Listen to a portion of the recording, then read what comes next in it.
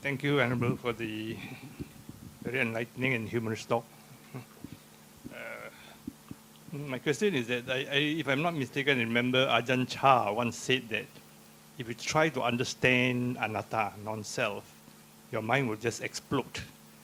And then here you are trying to explain what anatta is. So can you reconcile what he said versus what you're trying to do to us? My mind has not exploded yet, but...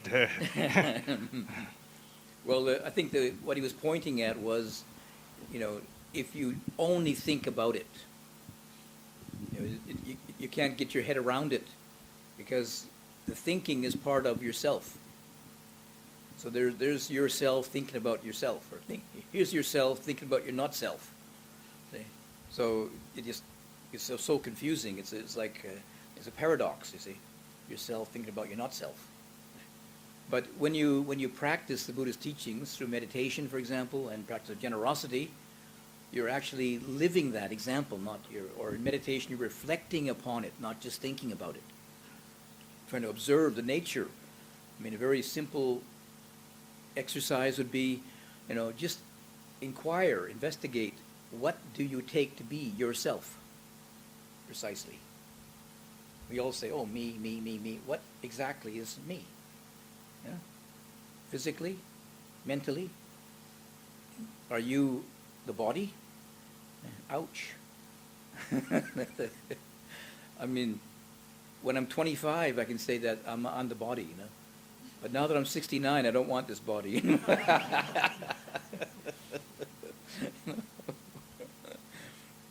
When I'm in a happy mood, I say, oh yes, I'm happy feeling. But when the feeling becomes unpleasant, no, that's not me. Memory seems to persist to some degree, but now, after all these years, I'm beginning to lose it. Becoming more forgetful, so that can't be me either. And when I was younger, I was studying engineering. Now I can't even add up 5 and 5, Forget all that mathematics. I got to use a computer now. So that's not me either. So what precisely do you identify with as being yourself? And not just think about it, but if you can reflect, contemplate at a deeper level, say, is it this? Is it this? Okay. Rather than just go into your brain and think, oh, it could be this, and it could be that, and might be this, and might be that, and it's logical if it... But look at it. Is that memory really you? Is that body really you? So I think he was pointing at meditation rather than just the theory of it or thinking about it, but reflecting and contemplating about it, the nature of anatta. Then you can begin to see it more, see it happening, because it is the truth. It is most of the reality is beyond yourself, like beyond your control. When you allow yourself to look at it, you see how much is beyond your control. I want to go, somewhere. Yeah, but I'm in a traffic jam. My legs aren't working properly, or haven't got enough energy, or whatever. But my mind is already there. But reality is not quite so easy as I think it is. Do you have any other questions?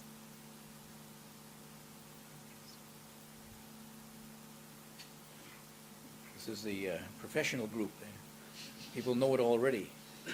We're too shy to ask.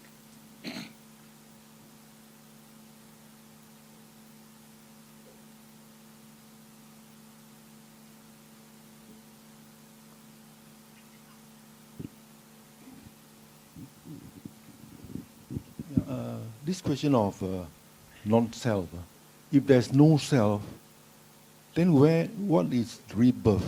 What carries on in the rebirth? We say it's consciousness carries on rebirth, right? But there's no self, no consciousness. Consciousness is not self. So when a person dies, you say immediately something goes on from this life to the next life. Patisandhi, right? So what goes on? There's no self, there's no consciousness. Yeah, So it but goes there's on still from one- grasping, there's still identification and grasping, isn't there? Do you really understand non-self? Or is there somebody there still holding on? It's craving and grasping that goes on, you see. And it's powerful enough to recreate, bring the elements together again, and the other forces of body and mind, hold it together again. Those are just the five khandas, 5 groups of grasping: body, feeling, or perception, or memory, thinking processes, and consciousness. They're just factors of the body and mind, you see. But this grasping of it makes a person, makes an identity, makes what we call a self. So the arahant, so-called enlightened person, has no more grasping. So these 5 groups, when the body comes to its end, there's no basis anymore for it. It doesn't keep going again. But the average person who's not enlightened, they still have that grasping part. Just like the fear of death comes up. I don't want to go. So that's what gets, that power of that keeps going, you see. So it's not a thing, it's a force. Somebody gave an example, I think was quite useful. In the Buddhist teaching, talk about rebirth, not reincarnation. See, reincarnation means something is incarnate again and again. It's reincarnate, you see. That's like having a marble and putting in one glass, and that glass breaks, and you put it in the next glass. The marble goes on, you see. That's the soul. But in the Buddhist, the Theravada teaching, it's like you have different candles. You light one candle, and it's burning, and then it goes down. You light the next candle. There's no thing that goes on. Yeah? There's the fire, the force, this energy of fire keeps burning, as long as there's fuel there. Okay? And the fuel is craving, the Buddha said. So if you think more in terms of energies and forces, you might be a little bit more clear about it than the thing. So you say, who is reborn? No, there isn't a who, it's a what's reborn. Craving, grasping is reborn. It's what? The processes. But can you see processes? Can you see the wind? Yeah. There's air here. Can you see the air? But you can't grab the wind, can you? The wind is the movement of the air. See? You have to look at this movement process.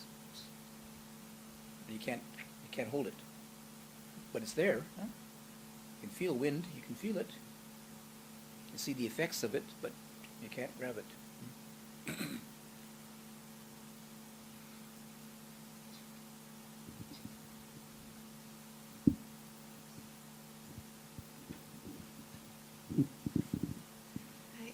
Thank you, Ajahn, for the talk. So I was wondering if you feel disagreement with somebody's perception, or I think at some point we need to take a stand on certain things, like having that sense of social justice. Some things are just right, some things are just wrong. So how do you reconcile with not having the self, the sense of self, and how do you reconcile that? Yeah, I mean, non-self is for the Buddha, it's not a fixed position, it's a reflection. The Buddha never said there was no self. Yeah, he never said there was no self. But he tried to point away to the wider picture. I would say there's a sense of a self. But what is that self? What is it really that you have a sense of? Sometimes you sense the body, and if you aren't careful, you start identifying with it. But it begins to change, and then, yeah, right. If you look more closely, more clearly, I see it. There's some changing process here. And this body is just chemical processes going on. What is this self? Yeah. You have this 4-letter word, which seems to be a noun, but it's actually a verb. You're selfing. You're just selfing for a while, you see? Selfing for a lifetime. So in my book, I try to put these words into verbs, and they come out a bit funny sometimes, But one of the words the Buddha used, it's called I-making. ahankara, eye making. You're making up the I as you go along, you see. And that I think that more clearly expresses the Buddha's teachings about this being made up. So, there is a making of this I, so there is a sense of an I, but it's being made up all the time, continuously. So, to get back to, the other, you mentioned about social justice, for example. There is, you can say, skillful and unskillful. There's good and bad, if you like. I don't like to use those words because sometimes people have a definition of what's good and bad, you see. But what the Buddha talked about was kusala and akusala, skillful and unskillful. So certain things like social justice, it is a skillful condition for peaceful society. If there's injustice, then it's going to lead eventually to conflict and wars and disharmony and not a very healthy state of society for prosperity, for your own health, for spiritual teachings. So if you had the opportunity, you try to emphasize the skillful ways of living, the skillful speech, the skillful attitudes, the skillful social conditions or approaches. So like you say, there is, but it's helpful, to look at skillful in the wider sense too, because there are some people who maybe they have these political opinions, and they try and change it violently. They end up creating more disharmony than I'm campaigning. I'm going to blow this place up for social justice. Is that justice? If you're going to hurt somebody else, is that really justice in the bigger sense? So you have one very narrow perception of social justice. But if you don't see it in the wider sense, it's not really justice. And the Buddha talked about you have to look at what's beneficial for yourself, for others, and both together to get the whole picture. So just following your own perception of social justice is not getting the whole picture. But when you tune it in with Dhamma, then take in the bigger picture, and that's more in harmony with the truth. So it includes more people and the more of the way things really are, not just your narrow perspective on it. Sorry, it was a long answer, but nobody else will ask a question. So, or did I answer your question? Did I? In several ways.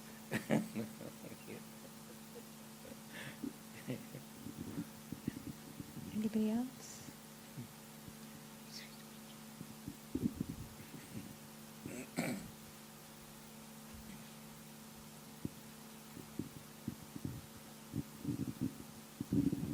Lumpur, thank you for the talk. I'm just wondering whether you can please elaborate more on Dhamma-centeredness. How do you mean?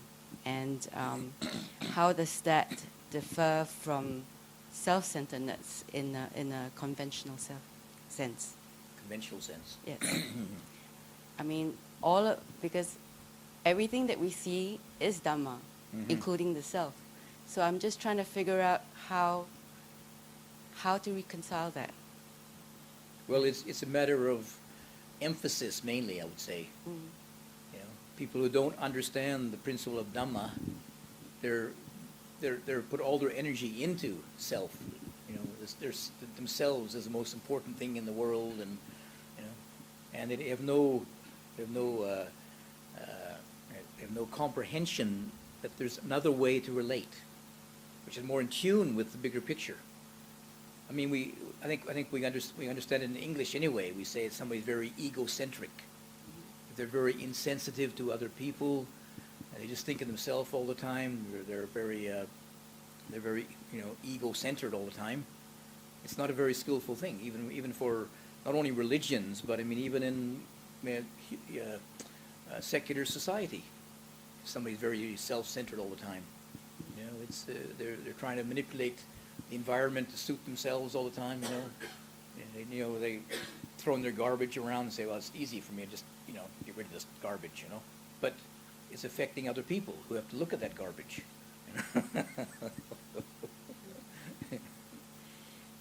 So the Dhamma is, the Buddhist phrase, word for the bigger picture, the way things really are. It's the complete picture of things. But in some ways, isn't a view, any view, still a view from a self? Yep. To varying degrees, you see. Yes. So how do you break out from that? Well, if you have a right view, we'll talk about right view in the Eightfold Path, that's taking into account the bigger picture. I mean, one of the first things about right view, the first aspects of it, is understanding the law of cause and effect. Your actions have wider implications. And so you're more careful then about how you exhibit yourself, how you express yourself. In a more skillful way, ideally. See. But isn't that still from a certain consciousness? Sure. I mean, are you an arahant yet? No. Yeah, Trying well, to be. So we all, until you're an arahant, you still have self-centeredness to some degree, you see. But we're pointing at how to try and move beyond that. How do we move beyond if we don't know how to move beyond that? Well, generosity, Okay. yeah. I'm staying at Wat Palalai. So come there in the morning and offer breakfast. Or yourself, just look at how you hold the precepts, for example. And if you notice, I don't like, just look at the 5 precepts and you think, well, which one don't I like? Now look, who's the I that doesn't like it? And why don't you like it? What part of you doesn't like it?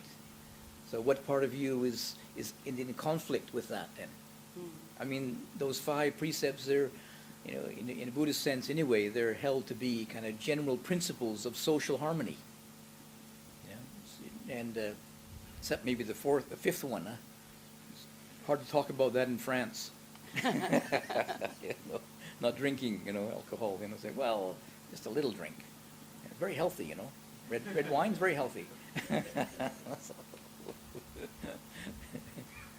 But I noticed, for example, this was somebody came to the monastery and they wanted to, as part of they were from Buddhist culture anyway, so they automatically say, I want to take the 5 precepts. Yeah. And then when they're taking the precepts, and the one which they didn't like, they just stopped. They didn't. They were silent. And, they went through the custom of asking for the 5 precepts, and then when it came to I think it was the 3rd one maybe, the person just kept quiet. I said, why is that?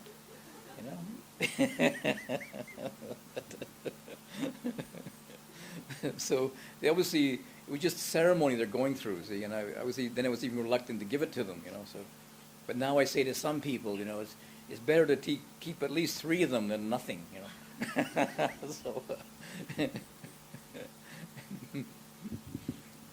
so and meditation, just like I was saying, there's these 3 ways of practice: generosity, morality, meditation can be very helpful. So if you had that experience, for example, a little bit of calmness, you notice there's a less pronounced self-centeredness in that. There's more space in your mind, less reactiveness, less self-expression popping up. For many people, the self is, as soon as they see something, immediately the mind, I like that, I don't like that, this is good.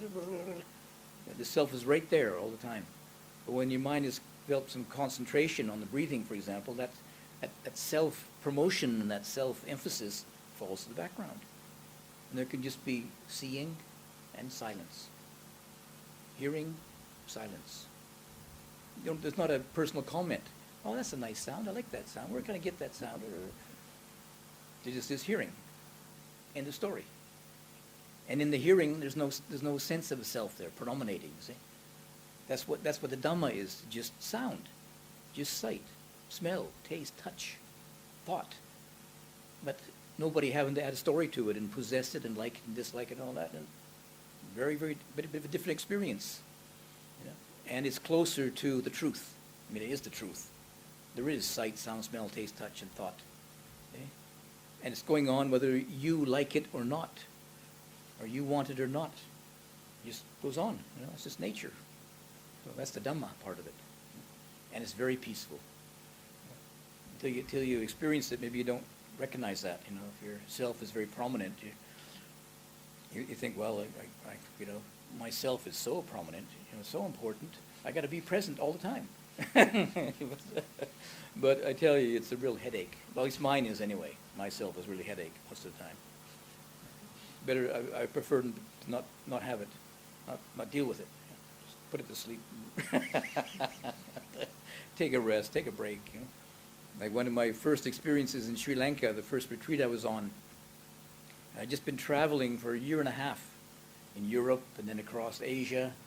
And then I went to this meditation monastery and gave me a little room, you know, 6 feet by 4 feet. You know, after I've been traveling half the world, here I'm sitting in this little cell in Sri Lanka trying to watch my breath. You know, how boring. And, I mean, I can go to the beach in Greece somewhere. I can be, here I'm sitting in this little cell, you know, watching the breath. And so the mind was just going on and on, going through all these stories and all these countries. And then one day I just got so tired, I said, "Oh, shut up." And it did. The mind just shut up. And I thought, I'm so lonely. I start thinking again.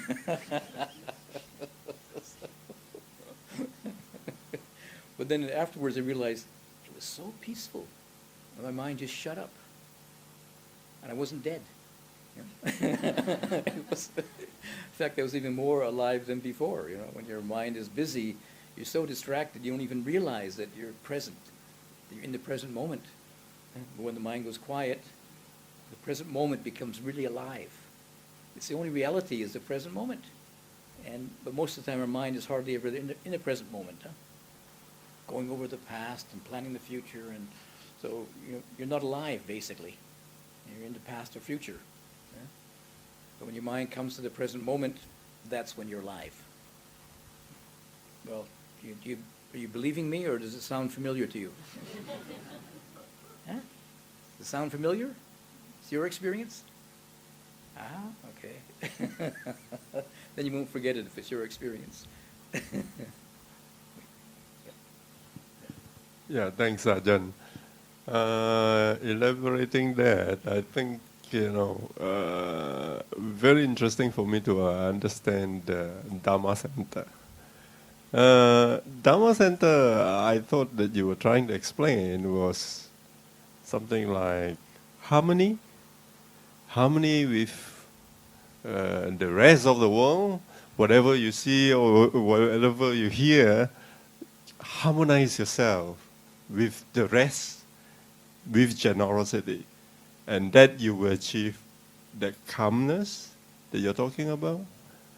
So should I say, finally, what you want to really practice is harmony with the world, with the rest of the world.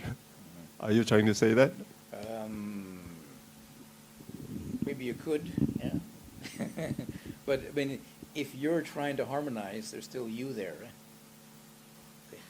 I'm trying to harmonize with my world.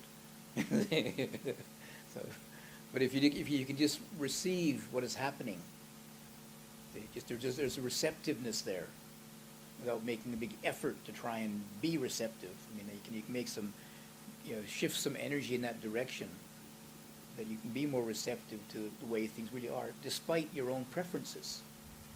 And whether I like it or not, that's the way it is.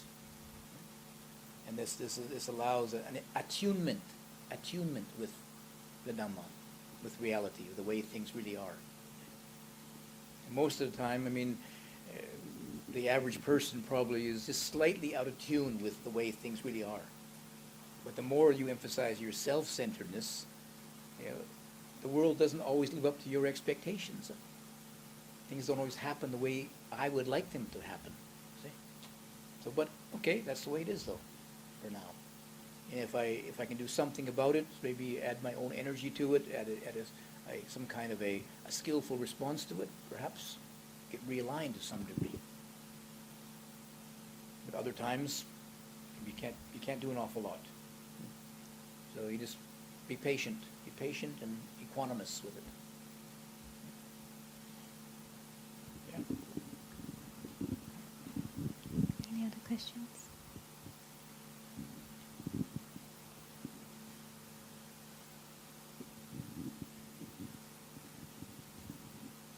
Good evening, Luang Por. I'd like to ask a more mundane question. The question is, I realize one of the biggest challenge is living with very, very egocentric people. So I realized that I'm not very good at that. And I've been trying to put the Dhamma practice into this, like watching my own reactions, not looking outside but looking inside all the time. And there were times when I just had to, give way and just retreat until I'm right at the corner. So I'm just wondering if you can advise that if we have to deal with very egocentric people, as a Dhamma practitioner, what is the best way to practice where it's a balance for others as well as for ourselves, our inner balance? It probably depends upon the individual and the situation, quite situational too. I mean, you just say, egocentric people, but there's different degrees of it, and at different times too, maybe. When people get under stress, they become more defensive and more egocentric, and but it's not their natural, temperament or personality all the time. It's only under certain situations. But I mean, I guess the first stage is that we need to try and maintain our own integrity, maintain our own center. And if we get pulled into their stories and their situations, then we really not much use to ourselves or other people either. Yes, you need to maintain some centeredness within yourself. Is better, is more healthy. But you also need to be somewhat receptive to others. I mean, one particular emphasis when it's maybe not so egocentric people who aren't really sucking your energy away is to try and keep it 30% with them, 33% with you, and 33% the exchange, you see. And that harmonizes with what the Buddha says about the skillful, skillful for you, skillful for them, and skillful for together, both of us together.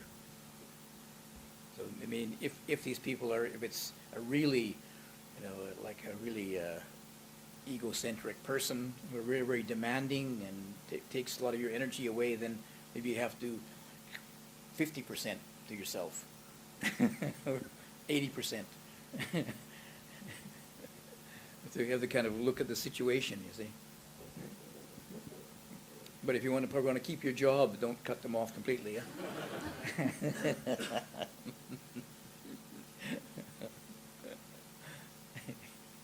And may I also ask another experience? It only happened very recently.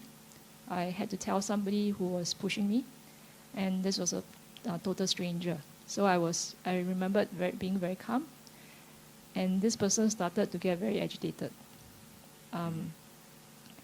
And no matter what I said, okay, I'll just cut the long story short, but no matter what I said, the person just kept raising their voice until it was like shouting, Mm-hmm. So I said, you're raising your voice and you're shouting. And the person was at the top of the voice and shouting and saying, no, he isn't. So in the end, I just felt like, okay, this is not going anywhere. Yeah. And I wanted to sort of get away, but the person didn't want to let me go. Yeah. So I'm just wondering, okay, but what I watched was like my internal response. Like I could feel like the racing of the heart, and like there was probably some fear in terms of like the feelings of being intimidated. And I must admit, I didn't like that. So I had that heart racing, and I was like really trying to keep very calm, but yet internally you can see this, shall I say, the physiological response. So at the end of it, the last statement was the person kind of shouted loudly and said, "I'm mad." Then I was like responding and say, "Look who is more mad here." So, but I'm not sure if I could have done better. I mean, what should I do as a Dhamma practitioner to be better in this kind of situation? Well, again, it's very situational. We just have to respond from where we're at, at the time. Yeah. But if people are somewhat sensitive, they just get more defensive. Say, like that person, no, I'm not angry. I'm not angry. It obviously shows that they're really, they're really unconscious, or they're really unaware. So there's not much you can do for them. You just have compassion for them. Just recognize all you can do is have compassion. You're not going to resolve this anyway. And threatening them is even going to escalate. So you just try to step out of it. Just kind of remove your energy from the situation and close your eyes or whatever, and just. But they may react to that too, that you're ignoring them or something or other. So I mean, so it's very situational. So. But if you have a few cards up your sleeve, maybe you try a few things and see what works.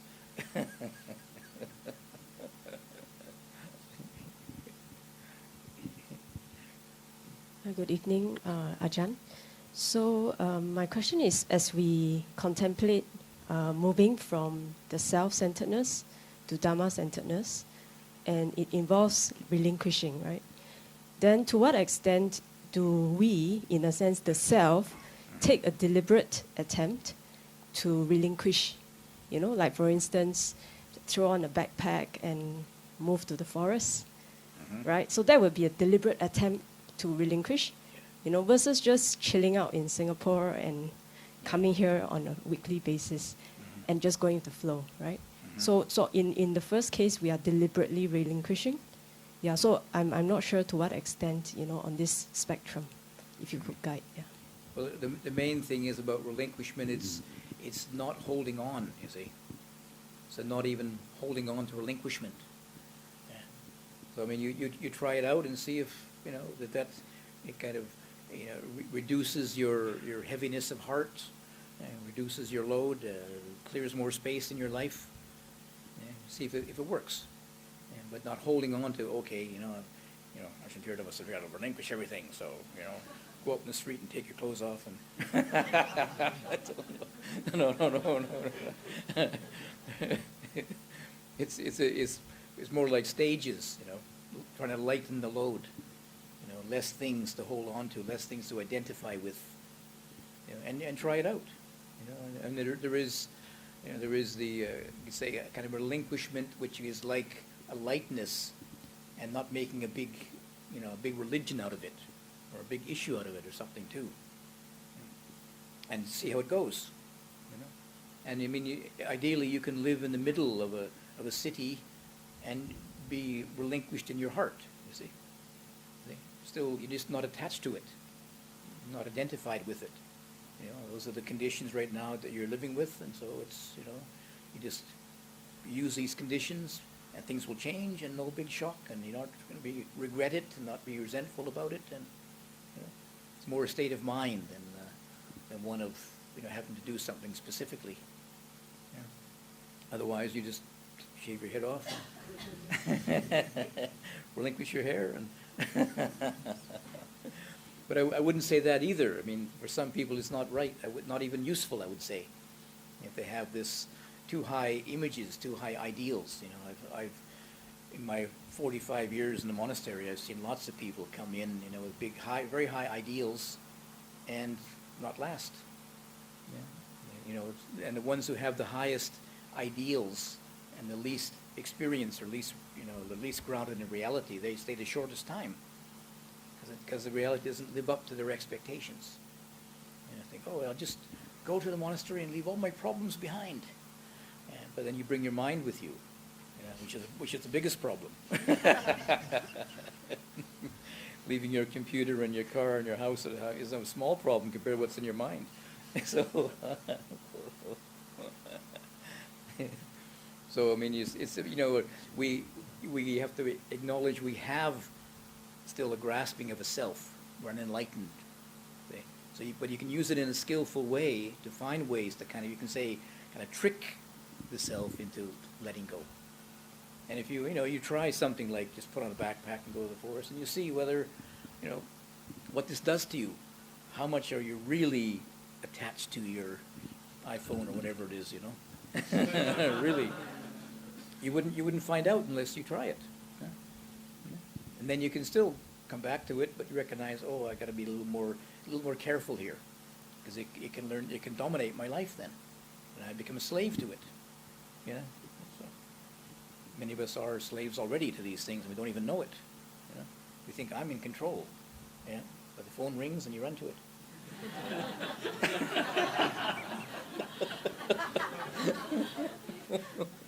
Well, it wasn't what's going to disturb my talk. That was it. Yeah. That was it. It was the alarm. Okay. Yeah. Okay. So it's a skillful use of it. Skillful use of it. Yes.